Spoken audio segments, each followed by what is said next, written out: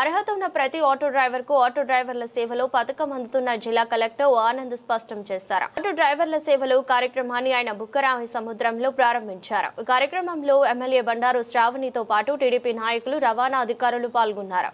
బుక్కరాయి సముద్రం చెరువు వద్దనున్న ముసలమ్మ కట్ట నుంచి ఆటోల ర్యాలీని ప్రారంభించారు. కలెక్టర్, ఎమ్మెల్యే పచ్చజెండా ఊపి ర్యాలీని ప్రారంభించారు.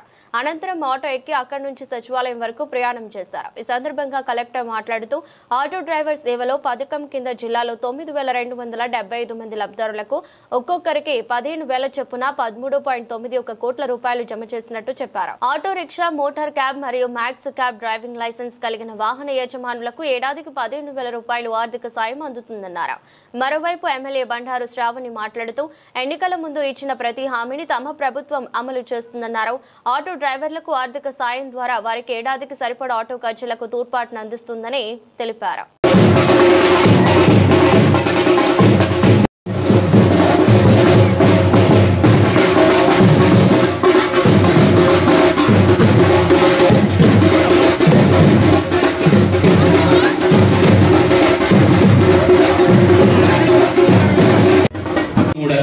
రెడీ చేయడం జరిగింది. దానిలో మీకు వాట్సాప్లో మనమిత్ర కార్యక్రమం మీకు తెలుసు. మనమిత్ర కార్యక్రమం ద్వారా వాట్సాప్ మెసేజ్లో ఆ నంబర్లో కూడా ఈ గ్రీవెన్స్ మొడ్యూల్ పెట్టుకోవడం జరిగింది.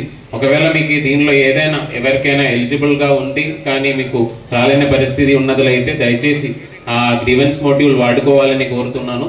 ఎందుకంటే ఎవరికైనా ఎలిజిబిలిటీ ఉండి ఒకవేళ ఈ ఫిట్నెస్ కానీ అలాంటి చలానాలు కానీ ఏదైనా మీ తరపు నుంచి ఏదైనా పెండింగ్ ఉన్నట్లయితే దయచేసి అది క్లియర్ చేసినట్లయితే ఖచ్చితంగా రాబోయే రోజుల్లో ఎవరైతే ఎలిజిబుల్గా ఉన్న వాళ్ళకి కూడా వాళ్ళ ఖాతాల్లో ఆ అమౌంట్ జమ చేయడానికి రాష్ట్ర ప్రభుత్వం సిద్ధంగా ఉన్నాను. ఆ ఇన్ఫర్మేషన్ కూడా ప్రతి ఒక్కరికి తెలియజేయడం అని చెప్పి గవర్నమెంట్ నుంచి ఆదేశాలు వచ్చినాయి. మీ అందరికీ కూడా ఈ ఒక ప్రోగ్రాం భాగంగా అది మీ అందరికీ తెలియజేస్తున్నాను.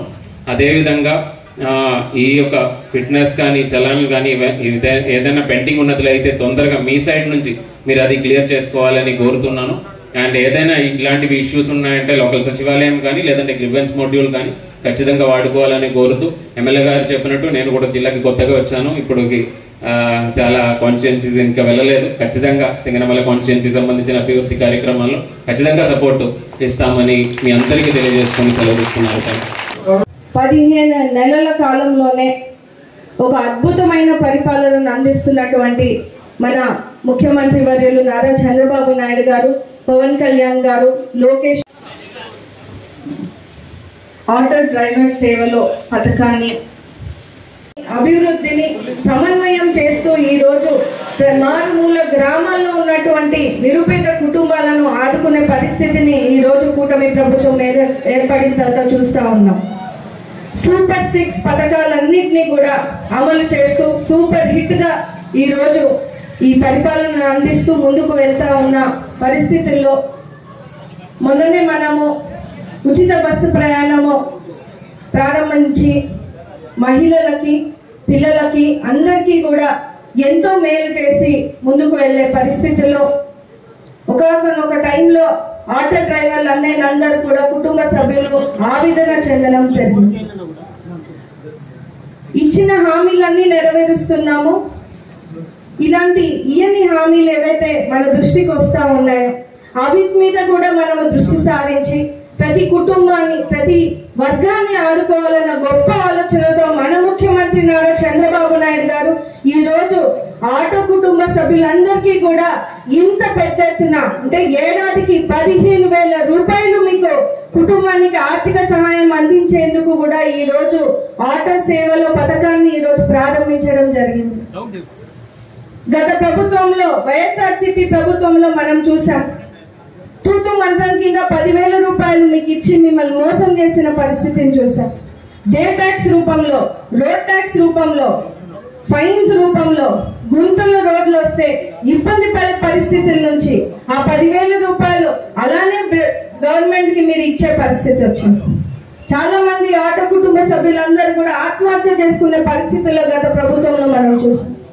అలా ఒక కూటమి నిర్ణయంగా ఆటో డ్రైవర్లను కూడా మనం ఆదుకోవాలి అనే ఒక గొప్ప సంకల్పంతో ఈ రోజు ఏడాదికి 15,000 రూపాయల్ని అర్హత ఉన్న ప్రతి ఆటో డ్రైవర్లందరికీ కూడా ముఖ్యమంత్రి వర్యులు నారా చంద్రబాబు నాయుడు గారి గొప్ప ఆలోచన, ఒక విజనరీ లీడర్. రాష్ట్రం అంతా కూడా సంక్షేమంగా ఉండాలి, అభివృద్ధి పదంగా నడవాలని ఒక గొప్ప సంకల్పంతో ఈ రోజు మనము రాష్ట్రాన్ని అంతా నడిపే పరిస్థితిని చూస్తా ఉన్నాం. 1వ తేదీ వస్తే పెన్షన్లు ఇస్తా ఉన్నాం, గవర్నమెంట్ ఉద్యోగస్తులకి జీతాలు పడతా ఉన్నాయి. అలా నిరుపేద కుటుంబాలకు కూడా ఎన్నో సంక్షేమ పథకాలను ఈ రోజు అందించి వాళ్ళని ఆదుకునే పరిస్థితిని చూస్తున్నాం. ఈ రోజు ముఖ్యంగా మీ దినము. ఆటో డ్రైవర్లు అందరూ కూడా ఈ రోజు మీరందరూ గతంలో ఎంత బాధపడినారో ఈ రోజు రెట్టింపు సంతోషంతో ఈ రోజు మీ కుటుంబాలను ఆదుకునే పరిస్థితిని కూటమి ప్రభుత్వం మీకు ఇచ్చిందని ఈ సందర్భంగా మీకు తెలియజేస్తాను.